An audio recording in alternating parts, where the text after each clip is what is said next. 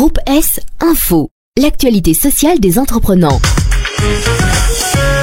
Nathalie Ducobu, bonjour. Bonjour Pascal. Il y a de plus en plus d'indépendants en Belgique. Certains optent pour le statut d'indépendant complémentaire qui permet à chacun d'entreprendre tout en limitant les risques. L'indépendant à titre complémentaire est celui qui exerce une autre activité en tant que salarié ou fonctionnaire qui le couvre dans un autre régime de sécurité sociale. Il est donc déjà couvert socialement, mais surtout il dispose d'un revenu fixe. Il peut donc développer son activité indépendante sans avoir une épée de Damoclès au-dessus de la tête. Qui peut devenir indépendant complémentaire? Toute personne qui travaille dans le secteur privé, suivant un horaire équivalent au minimum à un mi-temps, peut prétendre au statut d'indépendant complémentaire. Un travailleur du secteur public peut également avoir une activité d'indépendant complémentaire à deux conditions: travailler au moins 8 mois ou 200 jours par an dans les services publics et ce, au minimum à mi-temps. Un enseignant peut-il être indépendant complémentaire? Oui, si son horaire de cours équivaut au minimum à 6/10 d'un horaire complet. Une activité indépendante peut également être exercée à titre complémentaire quand l'indépendant bénéficie d'une indemnité sociale, comme par exemple une indemnité d'assurance maladie ou encore une indemnité de chômage. Seul l'organisme de paiement peut vous donner les conseils nécessaires pour continuer votre activité d'indépendant complémentaire, ce qui sous-entend que cette dernière doit avoir débuté avant la perception d'une telle indemnité. Quelle est la différence entre un indépendant à titre principal et un indépendant à titre complémentaire? En Belgique, nous ne connaissons que les indépendants sans plus. Tout indépendant est soumis aux mêmes règles BCE-TVA. Le terme complémentaire joue uniquement